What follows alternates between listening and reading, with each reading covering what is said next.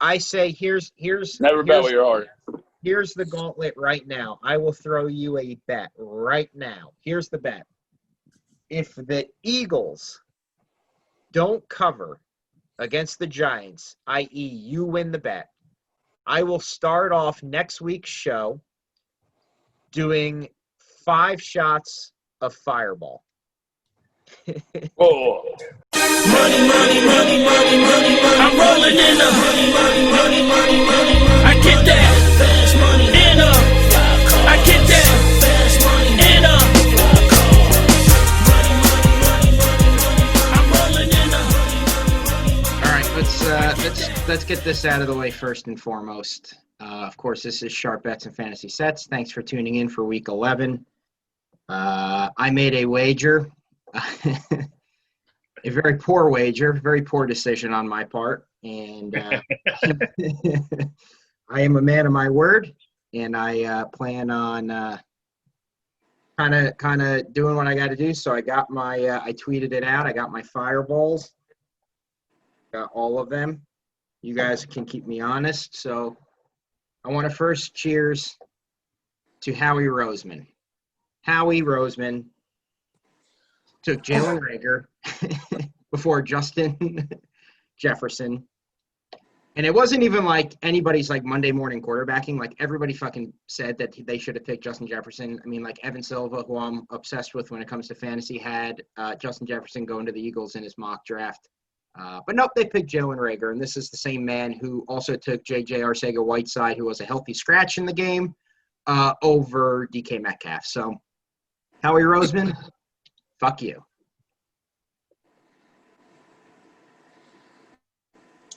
Are those warm? Ooh.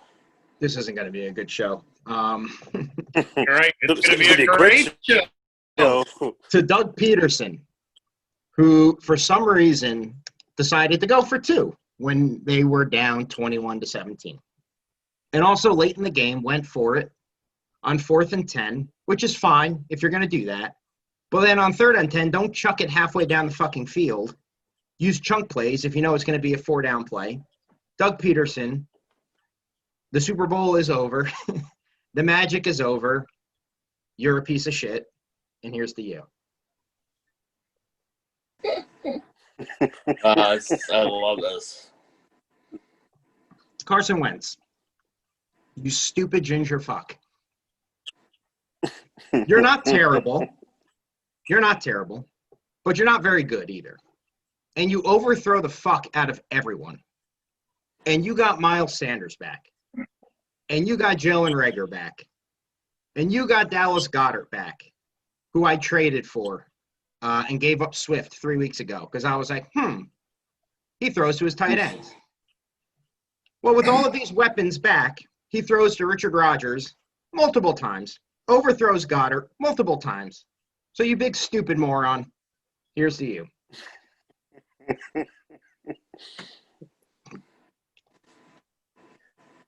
This is terrible. Not the best. More to go. Sir. Darius Slay, who we traded for because we needed a cornerback. Paid him good money. Give up big plays to Darius Slayton. You stupid bum.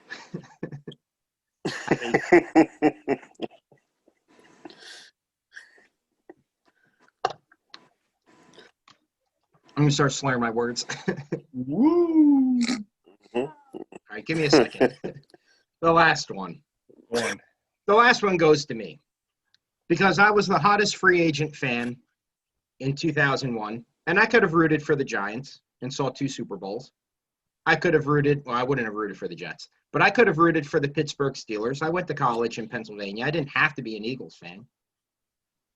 So the biggest moron is myself because I picked the Eagles and their stupid drafting tendencies and their stupid head coach and their stupid idiot quarterback who overthrows everyone.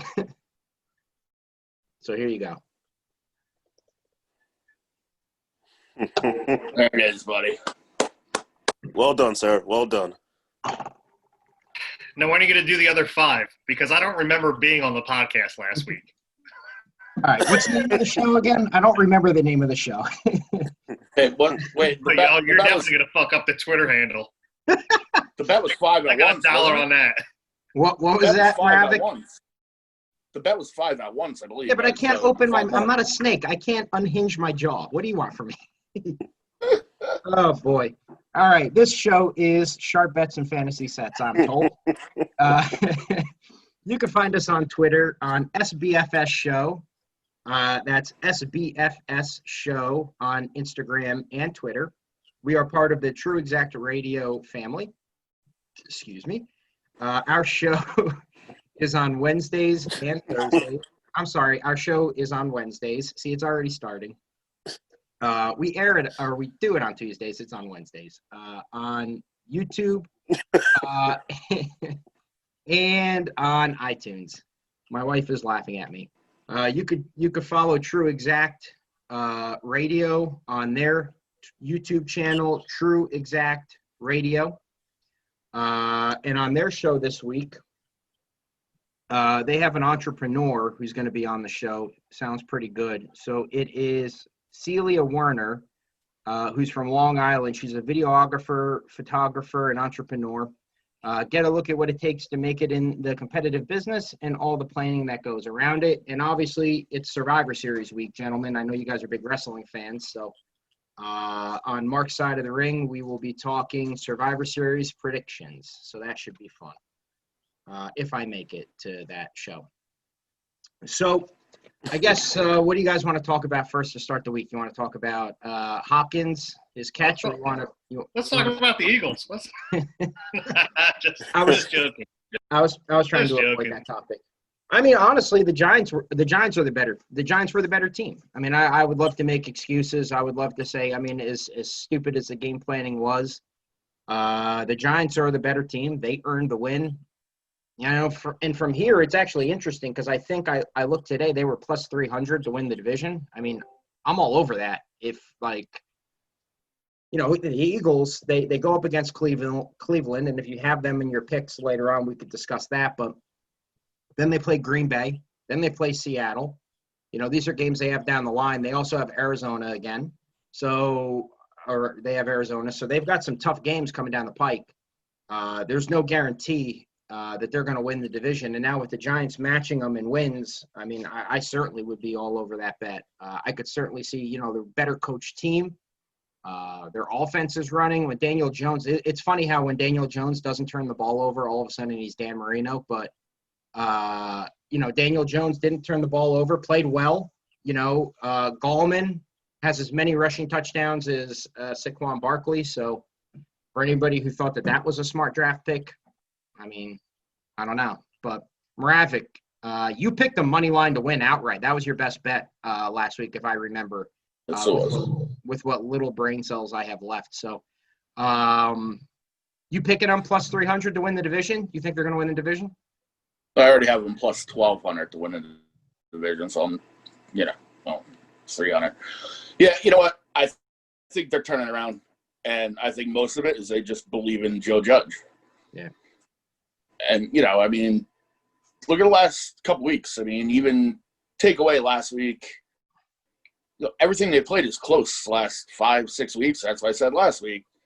But they just keep getting better. I mean, you know, their defense is good. Now the offense is starting to come around a little bit. You know, Jones doesn't make mistakes. I also said I think he was trying to do too much. And that was why he was making mistakes. And that was the same thing Eli used to do. Yeah. So, no, we'll see.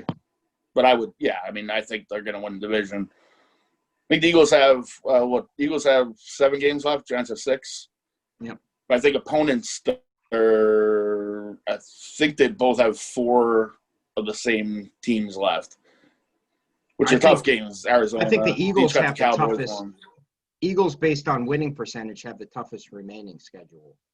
They have some really tough games in there. So, Sir Tim, I know you guys aren't fans of either team, but what are you guys thinking? Giants plus 300? I can't pick anyone to win that division. It seems as soon as somebody is trending in the right direction, something happens to to stop them from moving forward. Everyone thought Washington had the inside route, and then their quarterback's leg gets broken in half. Yeah. Dallas, I don't even know who their quarterback is anymore. I don't think they do either. I can't see them winning. It's really down to the three other teams. I don't know. I don't have a good beat on that division at all. I mean, the Giants, Bradbury's been playing great too. I mean, their defense has been playing well. I just think that they're just the better team to me. I mean, I'm obviously I'm an Eagles fan. It hurts me to say that. They were in the playoffs quite a few years in a row, even though they didn't win the division. All of those years, they ran a stat that I guess they haven't had consecutive division winners in forever. It seems to always bounce around, but sir, you taking the Giants plus 300 to win the division? I mean, they've been playing good ball all season. They've been losing a lot of close games early on. Now they're starting to turn those early, like those small losses into wins. So they've been playing good ball. I think they could take this division down. But in the end, I don't know if it really matters because I think the first round of the playoffs, they get whooped. Well, but if they go into the playoffs and they're under 500 and they host a home playoff game, it's only happened twice before where a team hosted a playoff game below 500 and they're 2-0. So they'd be the first team to ever lose in that scenario. And we know that, both times the Giants won the Super Bowl, and I'm not going to sit here and say the Giants are going to win the Super Bowl, but the Giants weren't the best team in the division at all. Or they were the best team in the division, but they certainly weren't the best team in the conference both years that they went to the Super Bowl. You can argue they weren't the best team in the Super Bowl, but there they are at the end of the day, Man, I hear you. I mean, you got to be in it to win it. I understand what you're saying. You got to be in it, but I mean, I think whoever wins the division is suffering a first-round loss, but it's possible. It's possible. We got to talk about DeAndre Hopkins. He's a little bit good. Yeah, I don't know if you know this, but he's pretty good. He's okay. that catch, I mean, it hit so many different things for me on that catch because I didn't have him in DFS, but when it comes to Arizona covering, then kneeling at the end kept that play alive. The guy's a beast. I mean. And again, the Eagles, you could have traded for this fucking guy. I mean, all it cost was David Johnson. I mean, choose not to. He just drives me nuts. So there's a reason why Bill O'Brien has been fired, sir. Mm. And the fact that you trade away one of the top receivers in the game for David Johnson, come, bro, we're not in 2000 and whatever year he was relevant. No. Yeah, when everyone's trying to go running back by committee, they traded one of the top 5 receivers in the game for somebody who should be time sharing with somebody else. It's crazy. He wasn't coming back next year. I mean, even if he wasn't Houston right now, he wouldn't be there. But yeah, that was a terrible trade for David Johnson. I understand you wouldn't be there, but you traded him away for a ham sandwich, Mo. You know what I'm saying? A ham sandwich and a Diet Coke. What was that? It was a second round pick in David Johnson? That trade is awful. Not good. That trade would have got rejected in Madden. That trade did get rejected in Madden. People tried it, and it got rejected. You couldn't make that trade in Madden. Who would be the MVP right now? Because Russell Wilson, I think, was for a while, but he's turned the ball over 7 times in the last 2 weeks. I don't think you could say it's him. Mahomes. You think they just fall back on Mahomes? Yeah, it has to. I mean, there's nobody playing like him. I mean, Kyler Murray has a shot, man. I was going to say, Kyler Murray's been balling. He's got a shot. The fact that he got that ball off for Hopkins to make the play on is ridiculously overlooked because he was running for his life, scrambling, almost sacked, got away, threw it off his back foot halfway down the field. He's pretty good. Almost broke my TV. But then they kneeled the extra point, which I've never seen before. And I was like, well, all right, I won. So it was fine. Tell you, it cost me in a pick 'em pool. I was looking good up to that point, and then I was 9-0 on the week so far up to there, and then that happened. The Bills are just – they're the defense just has to be a little bit better. I mean, they might end up losing that division too, because Miami's starting to play really good. It's hard to Miami's say their Tebow- defense, but their defense held Kyler Murray earlier in the game to 3 field goals, on 4th down in the red zone. It's not like they were letting, them score all over them. They played pretty well. They gave up a fucking Hail Mary. What they should have done, I would blame the defensive calling more than that. I mean, why not drop more people back? Why you How many bringing more fucking people did you need around the ball? They didn't. Well, yeah, it was triple coverage, but you could have still had more people in the backfield. They didn't have. They were rushing 5, I think. I mean, why rush 5? So that they couldn't get the throw off.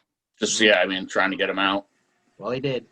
Imagine thinking he wasn't going to be a good quarterback because he's small. Imagine thinking DeAndre Hopkins wasn't going to be a good wide receiver this year because he joined a new team. Well, to be fair, he's not. He's not finished in the top 12. He's not a top 12 player in fantasy. So technically speaking, I'm right where I was. I just said I wouldn't take him in the first round where he was going. Okay. I never said that he wasn't going to be worth it. But I admit that I was wrong. He's definitely played great with Kyler Murray. It's funny because I don't watch a lot of Arizona Cardinals because we don't get a lot of the games. They usually play in the 4 o'clock window. So I don't get to see it. Like one of the first times Kyler Murray broke away, like he looks like the Chucky doll, like running. Like he's just a little guy that's just running with like a bunch of different people like all around him. Like he's like a boy amongst men. But I would pick him for MVP right now, and that's even having Josh Allen MVP. Kyler's been balling like all season. It's not just last week or last couple games. Like he's been playing well all season. When do we get some Big Ben love? Only undefeated team left. He's been playing well. For Mr. E, we could talk about Big Ben a little bit. I mean, that's got to be the easiest comeback player of the year. Nah, I think Alex Smith. Alex Smith taking a snap this year is the comeback. You know what I'm player saying? of the year. That's the feel good moment. Yeah, but comeback player, he gets it hands down. Tim, did you That's watch what that it's going to be. It's documentary? going to be Ben. Yeah. It's not. Did you watch that documentary? Yeah. He almost died. Like he almost got his leg amputated, and he should have died. Okay. And he's actually playing football. Most experts didn't think he was going to come back. They said he's not going to come back and play, and he is. Dumping off to J.D. McKissick 14 times. He is back to his old self now. He's back to his old self now, sir. Captain Checkdown. He is. That's my man, Captain Checkdown. If you have J.D. McKissick on fantasy teams, he's like an RB2 right now at this point because of the amount of catches that he gets. Yeah, he's putting up receiver numbers with all the receptions. But he's hitting Terry McLaurin too. It's not like he's. Oh, absolutely. They have the offense set up for him. And they got our boy Nick Logan Thomas, kid. He is. My man Logan Thomas, LT3 baby. He hits McLaren at 7 to 10 yards, and McLaren takes it 30 yards because it still counts. Well, I'm not saying that. The same thing he did his first year at Tyreek Hill. So yeah, that's true. How terrible are the LA Chargers? I'll tell you, they don't know how to win yet. You know what I'm saying? They're still learning how to win. I know I seem to talk about they're like the Atlanta Falcons for me now. Like Anthony Lynn, like I'm all about betting against Anthony Lynn. Like he is horrible. Like he was great on Hard Knocks. Like that's cool. Terrible coach. Like a horrible coach. I don't know.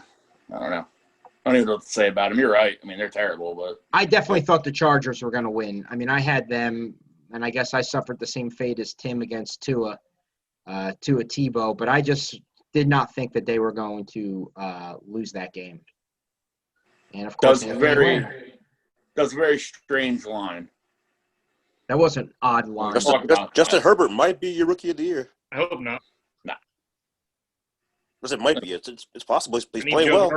Although Tua Tebow is creeping up on him in the odds. It's still going to be Burrow. I would love if it was Joe Burrow. It can't be Joe Burrow.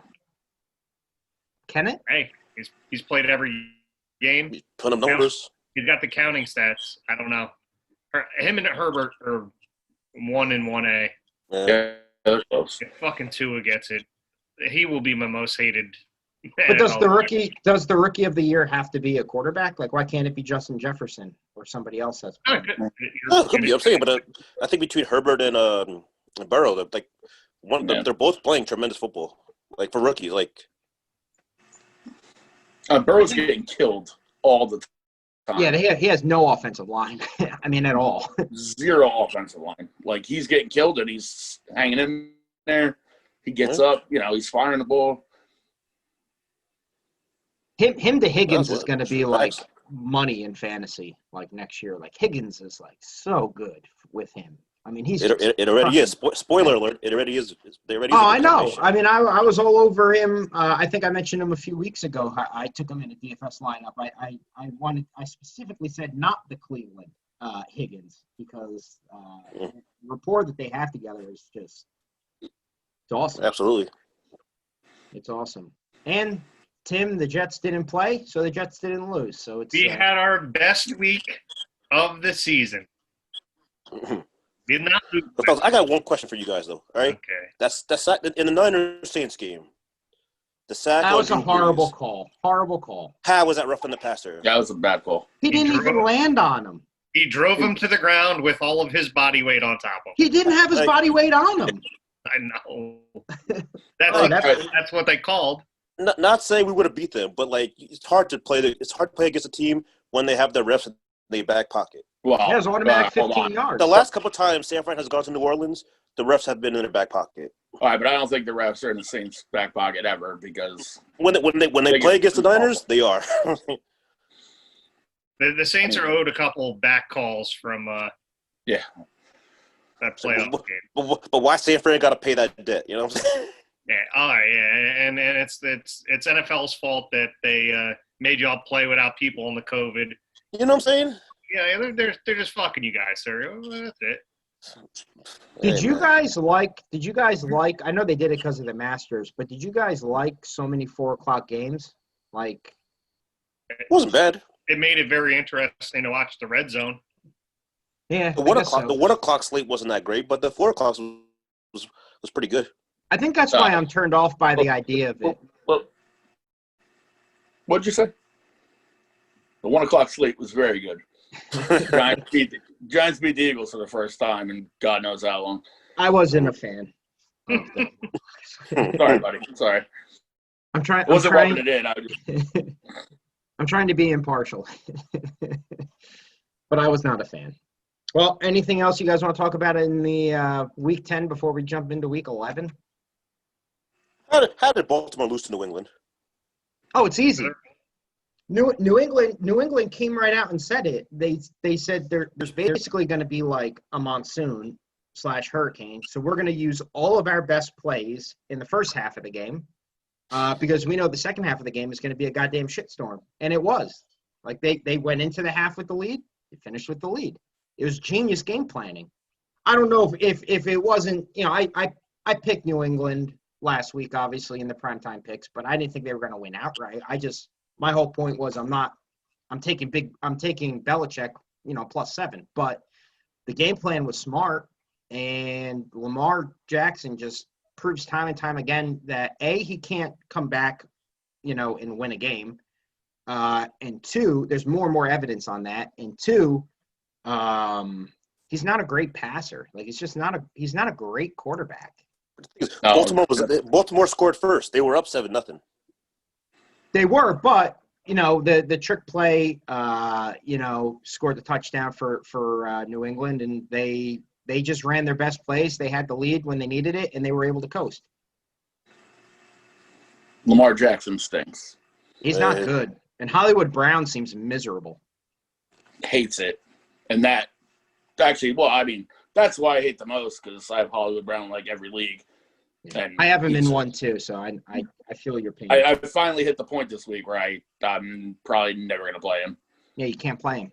Because just what do you do? I mean, we have 2 catches for 14 yards or something like that. Like, can't do it anymore. And now they lost their best blocking tight end for the season. Yep, and what their tackle too. I think Stanley he's out. They lost tight end. I can't remember his name. Boyle.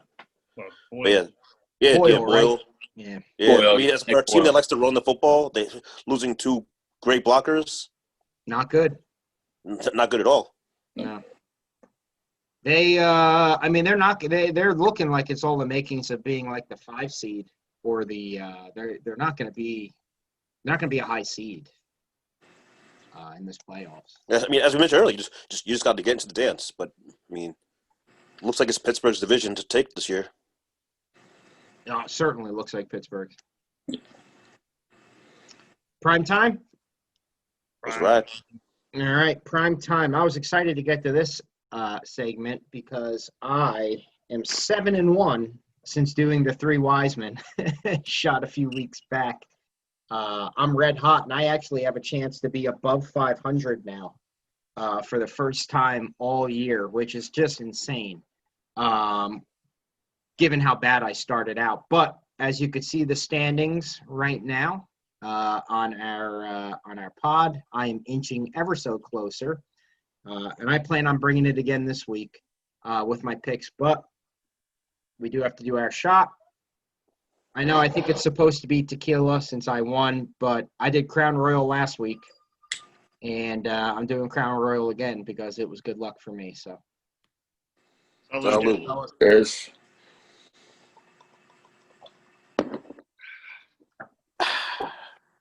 Let's go. On to a new week. Come on. there's shot number 6 for those counting at home. Ain't nobody counting home. that was my 4th, so you know. Right. All right. So we got a rematch from the Sunday Night Football game a few weeks back. We got the Cardinals going to Seattle. Arizona getting 3.5 points. The over. Oh, I'm sorry, it's 3 now. It was 3.5 just about an hour ago, but it's changed to 3. So we're going to run Arizona laying 3 or getting 3 points. Sorry, and the over under at 57.5. Sir, why don't we start with you? What do you got in this game? Since you love both teams. Yeah, right. I'm gonna take Arizona plus 3.5.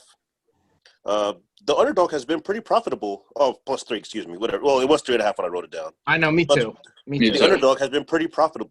On Thursday Night Football. I mean, the winning percentage is pretty good. So, in Seattle, they started off high, but they've been going downhill over the last 2 weeks. I mean, I said Kyler Murray's been balling out. Give me Arizona plus 3.5. Although I do like to put a disclaimer: if you take my picks and bet the opposite, you'd be rolling money recently. So, and with these two teams, give me the over. It's a high number, but give me the over. I differ from you. I got the under on that, but I'm taking Arizona too. I'm only going to piggyback off you because I also have them.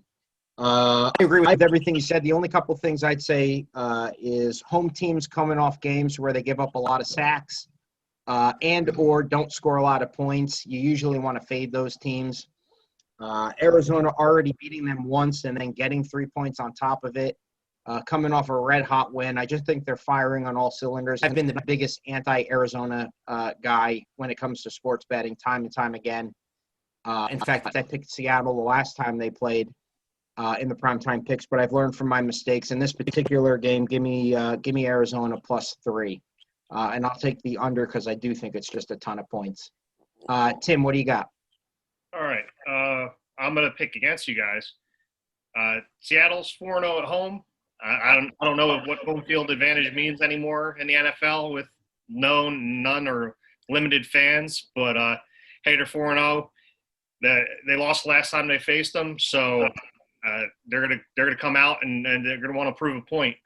Put Arizona in their place. Last time they played, they put up 71 combined points. So I'll take Seattle. I want to lean towards the over, but I think they have to dial Russell Wilson back a little bit and try to limit some of his mistakes. So maybe turn more towards the run, try to control the game a little more. But I'll take Seattle minus 3 at home. And Maravik closing out. What do you got? All right, at 3.5. It completely changed when I went to 3. I'm going to go with Tim. I agree everything that he said, but the problem with them controlling the clock is who's going to control the clock.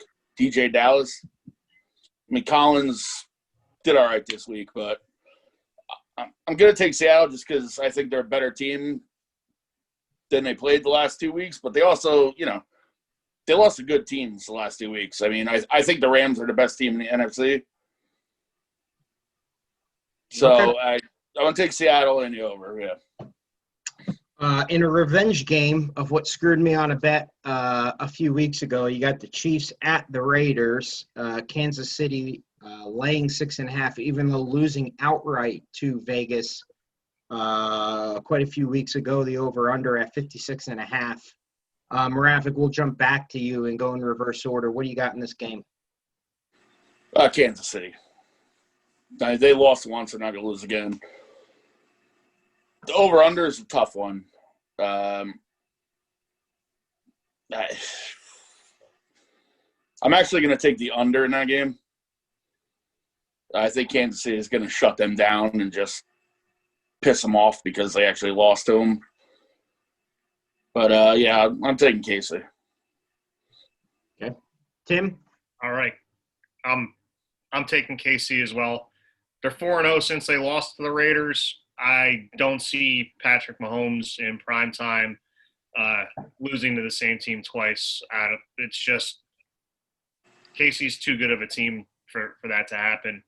I'll take the over at 56.5. They put up 72 points the last time they played. I don't think either their defenses got any better. I just think KC's going to win another shootout. Sir? This might be one of my favorite bets of this week, which is not a good sign. I actually like KC minus 6.5. Off a bye, which they were on bye last week, Andy Reid is real tough. He's 7-4 against the spread off a bye week. And win-loss, tough. Mahomes is 29, 14-2 against the spread for his career. So if you bet the Chiefs every week, you made some money. So, and the over, I could see KC dropping a 40 bomb on them. Because there was reports that after Vegas beat them last week, or last time, took a bus and took a trip around the stadium as like a victory lap. That didn't sit well with them, with Andy Reid and them boys. So I can see them dropping a 40 burger on them just to say, hey, we see you guys. I got two things written down for my reasons for the Chiefs, winning by more than 6.5. Andy Reid off a bye. As an Eagles fan, I certainly am all too familiar with Andy Reid coming off a bye, one of the best coaches historically coming off a bye, and a revenge game. I just think Patrick Mahomes is going to just destroy these guys. He's not losing to the boys. Yeah, Vegas isn't a bad team. I mean, they're playing well. Gruden's got them playing well, but the Chiefs are going to win, and they're going to win by a lot. What do we got for the final game? The Rams at the Bucks. LA getting 3.5 points and the over/under at 48. I'll start with this. I actually kind of like the Rams at 3.5. I wouldn't necessarily like them at anything less than this, but I think that the Rams are going to win the game. I think the Bucks are obviously riding high. They got a lot of things going for them. It is one interesting note that I saw is that Sean McVay is undefeated, has never lost a game that they were leading at halftime, which is actually a pretty interesting stat. Not that I think that has any indication on why I'm picking them in this week. That popped into my head when we were talking about them. Again, I've done 6 shots so far. So, but I do have the Rams plus 3.5 in this game. Give me the Rams. Sir, what do you got? I'm a glutton for punishment. I'm gonna take the Bucks minus 3.5. I have not had success betting Brady this year. Like when I think he's going, they should kill a team. They either win close or lose. When I say, I don't think he's gonna be, I don't think he's gonna play well. They end up blowing somebody out. But LA is just the Rams. I don't know. I can't trust them. So Jared Goff, I'm tired of dealing with you. All right. I thought you'd have a monster game in DFS last week. I did. You too. let me down. You let me down. You know what I'm saying? So, no, I'm Mr. Goff, it's a wrap. I'm done. So, give me the Bucks minus 3.5. And you know what? I'll take the under. I think under 48. That's actually I took the over in that game too. I don't so we differ on the over-unders a lot. But Tim, what do you got in this? I literally cannot bet Jared Goff and the Rams after what they did to me with my best bet against Tua Tebow. I cannot do it again. So I'm taking Tampa -3.5. Tampa in their primetime games this year have played awful, mediocre at best. With that being said, I'm not touching this game at all. But I'm not betting the Rams. I can't do it. I won't do it. But I will take the over at 48. I think that's a safer bet than the rest. Mo? Listen, I told you, the Rams throw up stinkers every once in a while. That was the Miami game. That's it. Like I said earlier, I think the Rams are the best team in the NFC. They don't have to – yeah, Goff didn't have a good game last week. He should have. But they ran the ball great, and that's why. And every time, they legit have 3 good running backs on that team, and that's what they do. But when he has to pass, he can. It is a tough game, though, but with them getting 3.5, I'll take the Rams. I think it's going to be a close game. The over-under, I don't know. That's a really tough one. 48. It's one of those numbers that's really weird. But I'm not touching that. Forget it. Gotta pick. Under, I get. If I had life's too short to bet unders. Over. There you go. We'll jump into DFS now. Obviously, I had the best of us 3. Again, Lechkowski leached his way into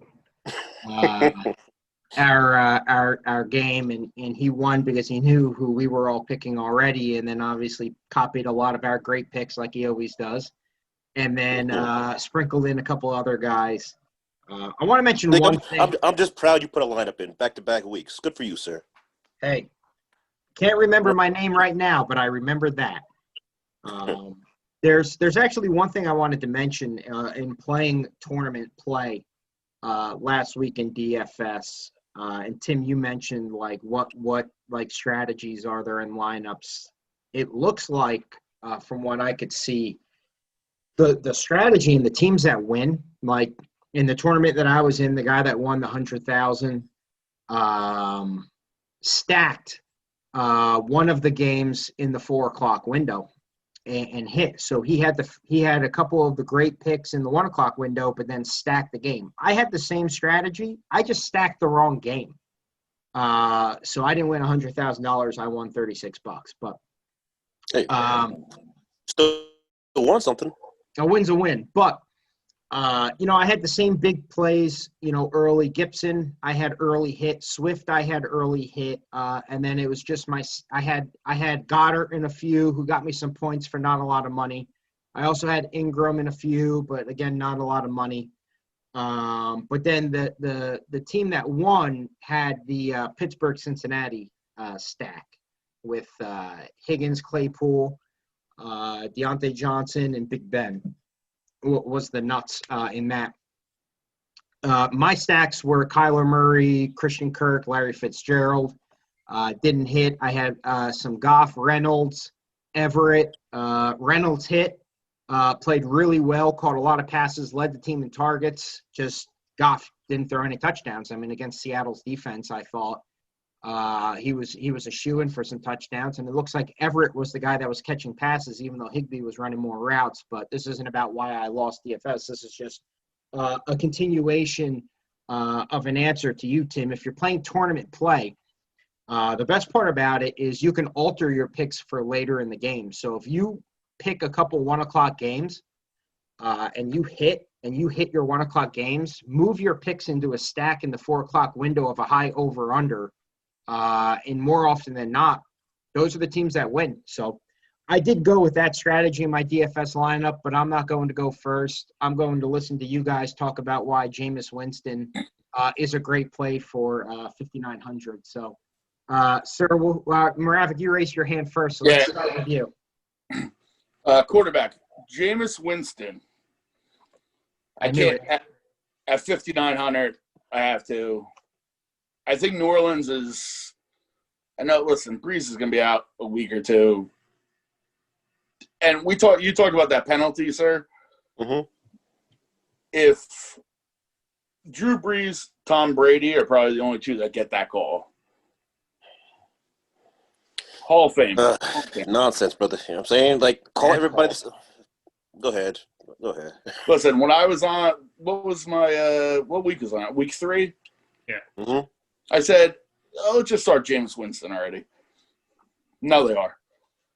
And I know they throw in Taysom Hill. Taysom Hill. Whatever.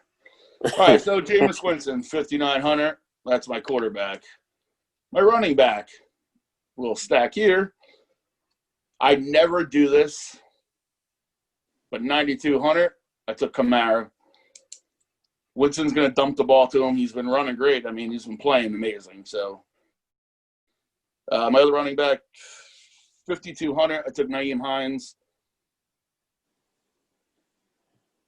I think he's the best running back on the team. I don't know. Yeah, but Jonathan Taylor has been playing well, but I don't trust any of those indie backs, man. Like they can't pick one and run with it. Like Taylor was supposed to be the man, and now they're like, oh, Hines, go ahead, do your thing. Now watch Hines had a good game. Watch about here, Taylor. It's your turn now. But They just run with the high hand. That's what all. kills me is my one league, my dynasty league. Like Hines is always on my bench when he does good, and it drives me crazy. Like we have a rookie. It's a rookie draft league. Like 3 years ago, I drafted Hines. I was like, the same year they drafted Wilkins, and then they started playing Wilkins, and then all of a sudden Marlon Mack became good. But Hines catches the ball. Absolutely. And Rivers dumps it off because that's what it does. So against Green Bay, that's all I'm going for. Receiver. Another stack. I'm taking Michael Thomas. He hasn't done shit, but 7,300. He's been hurt, but I think with Jameis, he pissed somebody off in that organization. Like he's Michael Thomas, bro. Yeah, I don't know. We'll see. I threw it in there. I want to stack against Atlanta. I think New Orleans is going to be huge this week. So I took Justin Jefferson against Dallas because Dallas stinks. I took an Eagle. Go with Jalen Reagor. See, I took Jefferson and Reagor, so it was like, either way, buddy. That's just for you. Nice. He was actually just a price point at 4,300. He fell in kind of perfect, so I went with him. Gesicki was my tight end, 4,300 against Denver. I don't know. If Miami keeps playing this way, they're playing pretty fucking good. Tua seems to look for Gesicki almost every time, so I took another Dolphin. I took Ahmed in my flex for 4,800. Because of going with Thomas and Kamara, I was kind of strung myself on money. So, but I think that's a solid, a touchdown, 70 yards. He's not really receiving back, but you never know. And Denver's terrible, so. And I took the Browns defense against the Eagles. If it was 3,000, maybe they get an interception, a couple sacks. And Myles Garrett's always going to get a couple sacks, so, Pretty good. Just throw some points in there. Yep, he's pretty good. So, Tim, besides Jameis Winston, who else is the rest of your team? All right. To pair with Jameis Winston, I took Jared Cook at tight end, 4,100. That's the extent of my stack. And maybe I'll have to try that method out next week. But so quarterback is Winston at 5,900. Cook is at tight end, 4,100. I have Swift at running back, 6,400 versus Carolina. They named him the starter last week, and he went off. Gibson, 5,800 against Cincy. I could have went McKissick there for the dump off, but Gibson's getting all the goal line work, and Pittsburgh was consistently on the goal line just with Big Ben passing the ball instead of running the ball in. We'll see what the football team does. Keenan Allen, wide receiver, 7,400 against the Jets. It's Keenan Allen. They chuck the ball around. He scores touchdowns. I got McLaurin, 6,900 against Cincy. Ben threw 4 touchdowns. McLaurin's a very good receiver. Wide receiver 3, I took a jet. I can't believe it. First time all season. Listen, $3,300. Mr. Mims, our rookie, he's back. He's healthy. Had 8 targets last week. He probably should have had 12. They need to find a way to get this guy the ball. Flex, Adam Thielen, 6,300 against Dallas. Dallas stinks, as Moravik said. And defense, I took the reason why Tua Tebow is 2-0 as a starter. I took the Dolphins defense, 3,400 against Denver. And that is my squad. All right. Sarah, besides Jameis Winston, who do you have in your lineup? I, in fact, do not have Jameis Winston, but I did try something new this week. Normally, I don't do this, but at running back, I went with Mr. Kamara because with Winston playing, I feel like it's going to be a Kamara game. Like, he's been averaging 27 DK points every game he plays. This game has a high game total. With the Saints team total is 27. I can see Kamara doing his thing. To pair with him, I went with Dalvin Cook at 9K. He had his worst game of the season last week against the tough Bears and still put up 15 points. He had 30 carries, 4 receptions. They're going to feed him against Dallas because, as you guys said, Dallas stinks. So we're paying all that money for running. Oh, and at the flex, I went Mr. DeAndre Swift at 6,400. I like to pick on Carolina's defense against running backs. Adrian Peterson, you my man, but it's time for you to sit on down, brother. It's DeAndre Swift's time. We're spending all that money. I had to go a little cheap now. At quarterback, I went with Joe Burrow, 5,500 against Washington. He's been averaging 20 DK points on the season, 40 attempts per game. He's going to be throwing because no Mixon, Gio, Bernard, well, he's not very good. To pair with Joe Burrow, I went with Mr. T. Higgins, 5,900. The new Ocho Cinco in Cincinnati, double-digit fantasy points at the last 7 games. I like it.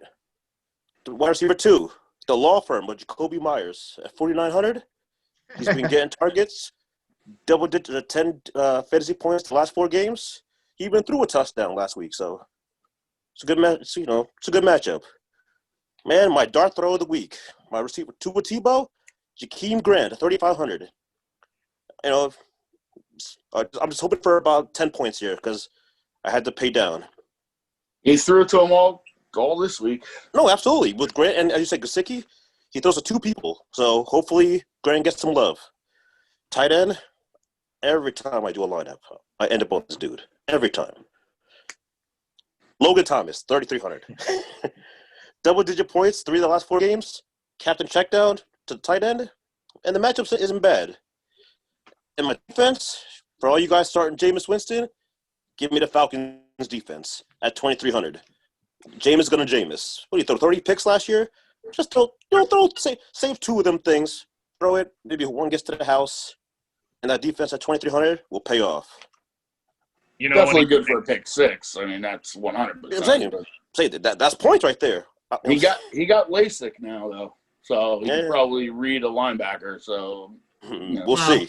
He's still Jameis Winston, my man. He took 2 sacks and almost threw a pick in the last game. So in mop-up work. Do any of you guys play ESPN fantasy, or are you guys all CBS or Yahoo? I have one team in ESPN. Oh, ESPN, yeah I do. Yeah. Is it an interesting and intriguing pick? Taysom Hill actually has tight end eligibility. And you know that they're going to use him more, you would think, instead of Jameis so much.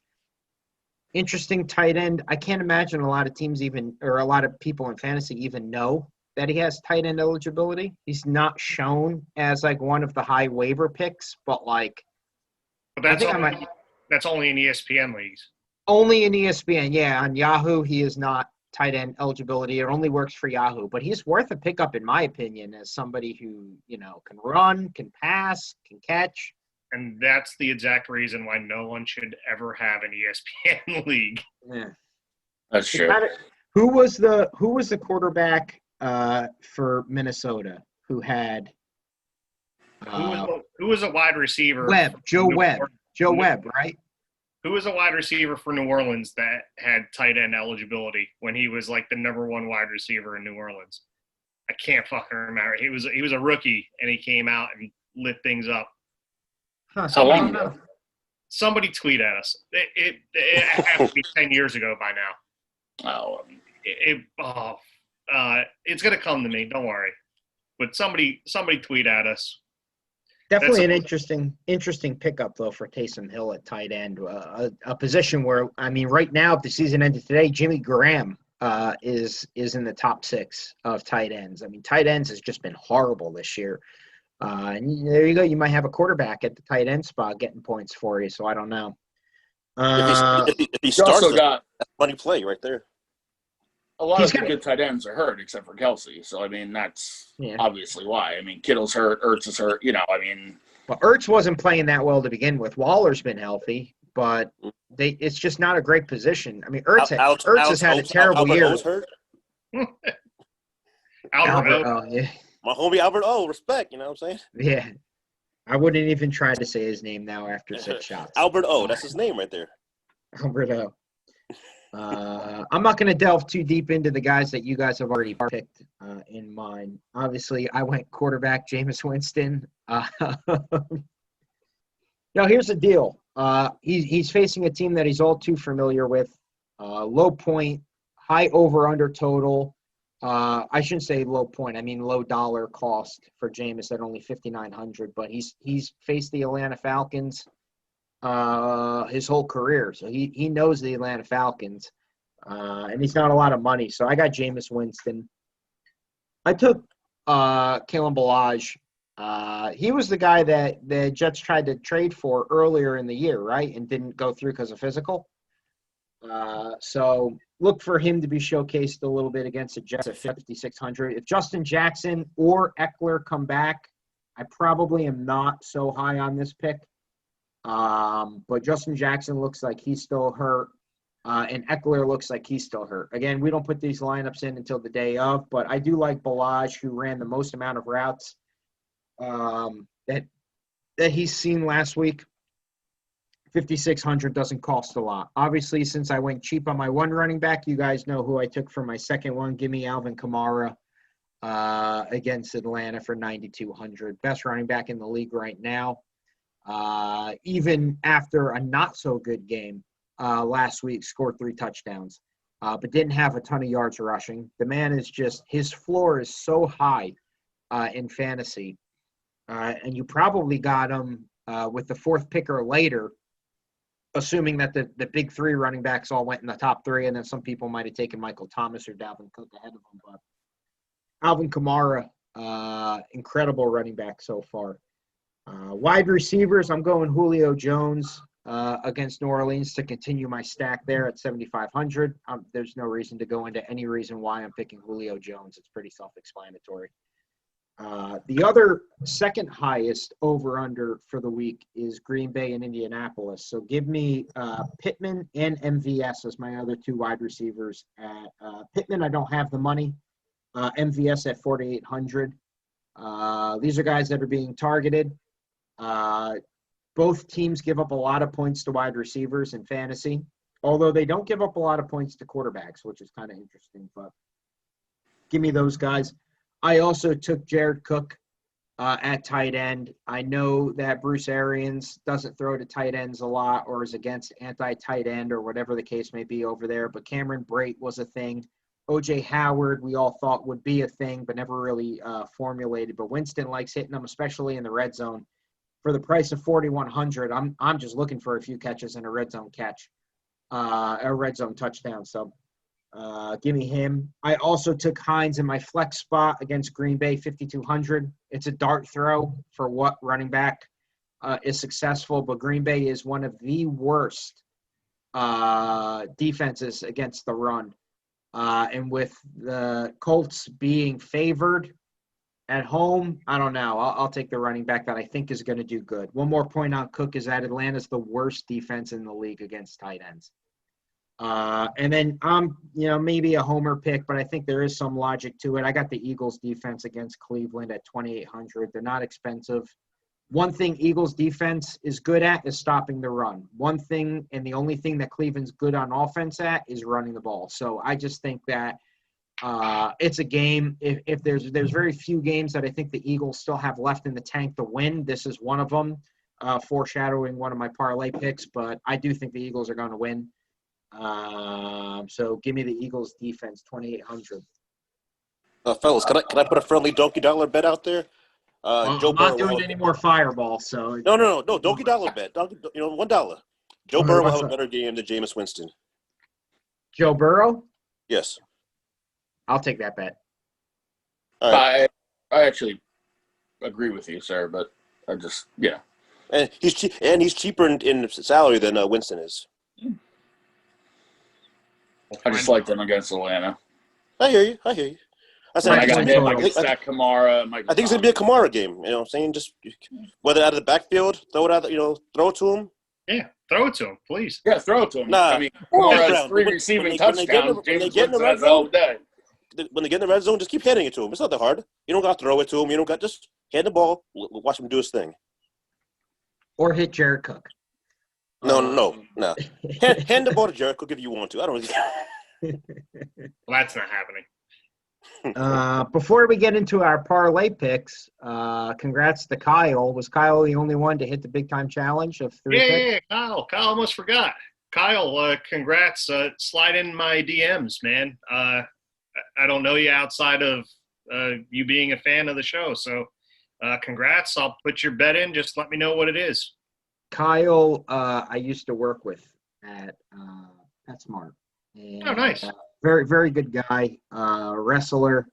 I made fun of him last week because he didn't pick the total amount of points. I called him out about the over-under, and then he texted me immediately after watching the show to say that I was wrong. So, Kyle, I'm sorry. But you won this week, so congratulations. You've been doing the picks every single week, so it's good for you to win. Good job. Hey, like Tim said. One out of 9 ain't too bad. He's trending upwards. Yeah, I mean, even Sir put in for it and missed. So, Wow, Whatever. Are you surprised? Come on. it's pretty obvious. It's all right. I'm The Kyle just look and see what you did, sir, and just take the exact opposite because then he would 2 have out won. of 3, yeah. It's smart. See, I'm out here to helping everybody. See, I'm out here. Take Like my Mush. pick, bet the opposite, make money. You're welcome. like Mush in a Bronx Tale, they give you the tickets already ripped up. I'll start with my parlay to go back in reverse order, snake order of what we did for DFS. I'm taking Philly +3. All my picks are pretty much head-scratching picks, so deal with it. But like I said to my point before, there's not many games left. I think Philly's going to win, and they got to win some. They're not going to, lose every game for the rest of the season. This is a game that I think is tailor-made for them. If you listen to, they're not as good as the Giants. I'm okay with that, but I do think that they're better than Cleveland. Cleveland has not looked great as of late. I know they won, but Houston sucks, and they should have beat them by more. Obviously, Chubb ran out at the end of the game. Smart move, but I do have Chubb in fantasy, so that kind of sucked. But last week, that was not a smart move. That wasn't a Todd Gurley thing. They were up by 3. If he scored, they're up by 10. They're still winning. I don't understand why he did it. They were like they ran out of bounds. They needed the ball 3 times. Get out of there. Yeah. Hey, why did he run out of bounds? If you're trying to run, that's the only thing that I don't. Yeah. Kneel on the one. That's the thing that I would question. I'm not. Maybe he I'm want not to hurt going to himself. question the thought process behind it. To me, I didn't make a lot of sense either. You're up 10. You're not going to fucking come back and win if you're up 10. I get not giving them another shot, but why run out of bounds? That's the only thing that doesn't make any sense to me. Well, that's what I'm saying. Like, Gurley running in, which, by the way, it's because he has a touchdown incentive. Oops, sorry. He knew what he was doing. Yep. But, like, they still, and they actually did lose that game, but the Browns weren't losing that game. I mean, just scored a fucking touchdown. Yeah. Like, or kneel. Like, you go out of bounds, you stop the clock. If you kneel, at least the clock's running. So that maybe he want to get his pants dirty. I don't care. The only league I have him in, I won either way, so it wasn't a big. But it's like I just didn't make any sense. I won too. I agree with you. I won in the league that I have Chubb, and I did pick Houston plus 3.5, so I covered that. That was my only. No, there you go. Last week. So, to the point about Philly, Cleveland's offense is only good at one thing, and Philly's defense is only good at one thing. It's both running and stopping the run. So, I'll take Philly plus 3. You know, whether I do think they'll win outright. I would take a money line, but I'm getting 3 points here, so I'll take the 3. I'm taking Jacksonville plus 10. And here's the deal. You got Luton really sticky in his 2 games, playing against Green Bay and Houston already. And I can kind of look at this as almost a trap game. I mean, you look at Pittsburgh coming off a really great win against Cincinnati, and I don't even care about the Dallas game. I know my buddy Berto and Mr. E, who are big Pittsburgh fans. Pittsburgh's going to win the game. I'm not picking Jacksonville to win the game, but trap games do exist. And who's Pittsburgh's next game against? Baltimore on a short week on Thanksgiving. So I do think Jacksonville can keep it close. I do not think Jacksonville is going to win the game, but I think they can lose by a touchdown, and I still hit. So give me Jacksonville plus 10. And then the last one just doesn't make a lot of sense to me. Tennessee plus 6.5. I mean, I feel like Baltimore's been exposed a little bit. Lamar Jackson is not a great passer. They don't win when they're coming from behind. Tennessee beat them last year in the AFC, and although Mike Vrabel is not Bill Belichick, he has some Belichickian tendencies to him. He's a coach that I trust in big games and making smart decisions. I mean, he's made some cerebral picks and cerebral moves already. So give me Tennessee plus 6.5 against Baltimore. I mean, I can lose by a field goal and still hit on this. So I just think that the line is just too big. I could see this one being closer to 4.5, 5 at the start of the game on Sunday. So those are my 3 picks: Philly plus 3, Jacksonville plus 10, and Tennessee plus 6.5. We're going all dogs. So your bookie's going to have a terrible Christmas because we're going dogs all day. So, sir, what do you got?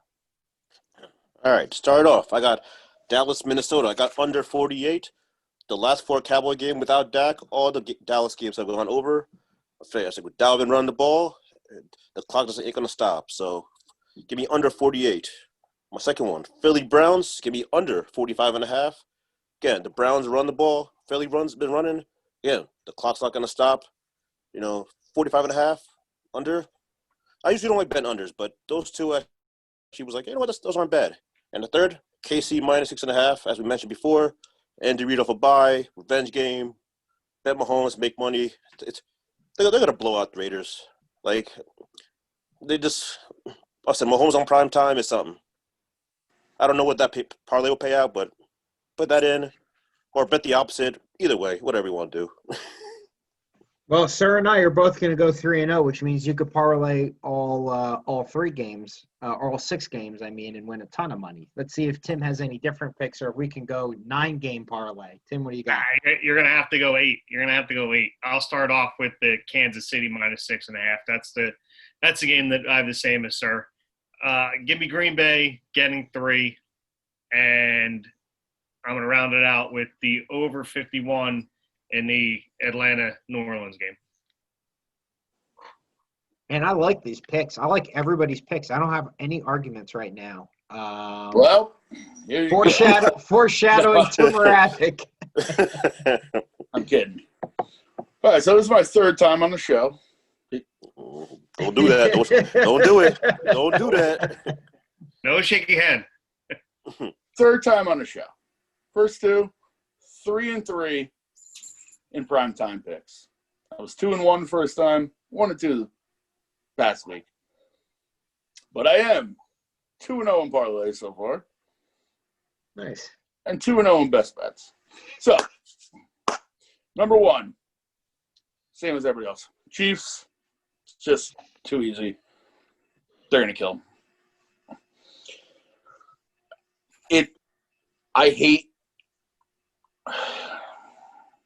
I'm taking Tennessee plus 6.5. I hate that line just because I feel like that shouldn't. But Tennessee has been hit or miss, so maybe that's why. But that's just a weird line, and I hate taking weird lines. Like when I saw that, it doesn't make sense. But Nope. We'll go with Tennessee. Oh boy. Oh, I have a couple games written down for the next one, but I'm gonna go with Pats -2 against Houston. Houston stinks. I also don't know what the Patriots are, but apparently they're coming back to now being good again. But I'm taking the Pats based on the fact that Houston stinks. Not that the Pats are good, but Houston stinks. So that's a 1, 2, 3 winner.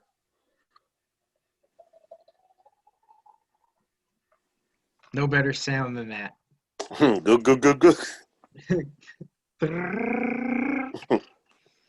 that your Nice. money going down the toilet, or is that what is that? Got a little in my beard in that one. Yeah, you had a little in your beard doing 3. You wanted me to do 5. Hey, you made the bet, not me. Well, I mean, I did make the bet, but I knew I was going to win, so it didn't matter. Terrible bet by me.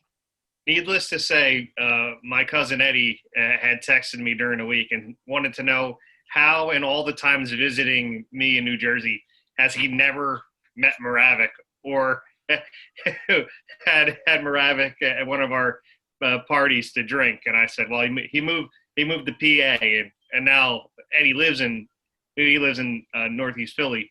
So he's like, how close does he live? I think he's gonna serve it. He's gonna call you over for some drinks. Yeah, I'll shoot over there. Well, not after this, but I'll definitely shoot over and hang out with him. Which is funny because Scott just don't shake his hand. If he says shake my damn hand, don't do it. Don't do it. Scott, the guy who runs TruExact Radio, sent me a text at 6:49. We were talking about a bunch of different things, but the last point, also, you could tell the big dude tomorrow, he's a legend. Love him on the show. By the way, when you guys say shake my damn hand, I just want to take a sip out of my drink, yeah. Nice. Dude, all you got to do is shape up your goatee and you'll look just like him. Never. I am do your Moravik, you do your best bet of the night. I'm putting all of our parlay picks together to see what the payout would be, and then I'm going to bet $5 on it. That factual. So Moravik, what do you got for your best bet of the week? I was going to go with something else, but I've picked them twice already tonight, so 3 times. It's Kansas City.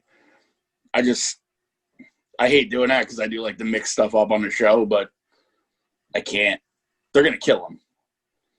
Kansas City -6.5. That's it. Sorry, fellas, I got bad news for you. I like KC -6.5 as well. Ah, fuck. All right, bet the mortgage. That's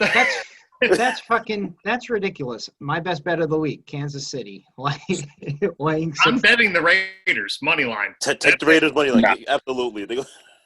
Remember, Sir gets one every once. Sir gets one every once in a while.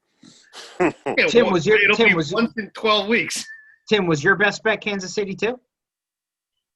Wow. It says on my sheet. I almost want to change it now. I got it on mine too. Hold on, I want to do this parlay while we're all together though. So I took Jacksonville, I took Philly, and I took whatchamacallit. Where are they? 6.5. Titans. Moravik, you also took the Titans, but what were your 2? It was KC and the Pats. Oh, KC's already in. The Patriots. The Patriots, I do have them already in. Tim, what were yours? Green Bay getting 3, I have that. and the over in Atlanta, New Orleans. The over, I have that, 51. And then, sir, I have you for the under in the Dallas-Minnesota game. Mm-hmm. Yep. And under in You- Philly, Cleveland. Under in Philly, Cleveland. So let's see what this pays. $5 bet to win $1,577. Let's Why throw not? it. I'm not going to be on the show next week if if this hits. I hope he wouldn't retire off of it. Next week, Hey, I you're wish gonna retire off $1,000, buddy. I mean, I wish I could retire off of that, but I can't. Next week, so Moravik, this is your third time on the show, as always. Thank you so much for jumping on. You're one of love our you guys. Thanks. favorite guests, and we will definitely have you on again come playoff time. Next week we actually have, and I'll announce it. I know I'm kind of becoming the boy who cried wolf, but next week we do have Chris Lopresti from WFAN coming on. I've been in contact with him, so he's coming on for a Thanksgiving show, which should be a lot of fun because we got the 3 Thanksgiving games, so we could parlay that up. We'll do our normal parlay picks. We'll do some DFS centered around Thanksgiving. Maybe we'll just do a whole Thanksgiving-themed show and just bang out those games, unless we got other ones that we want to pick. But it should be a fun show nonetheless. So Moravik, thanks for jumping on. Sir, I didn't introduce you at the start of the show because I was crushing Fireball, but sir, as always, one of my co-hosts, always great to have you on the show. Big Time Tim didn't introduce you either. Always fun to have you on. I am Nick. Good luck, everybody, and let's win some money.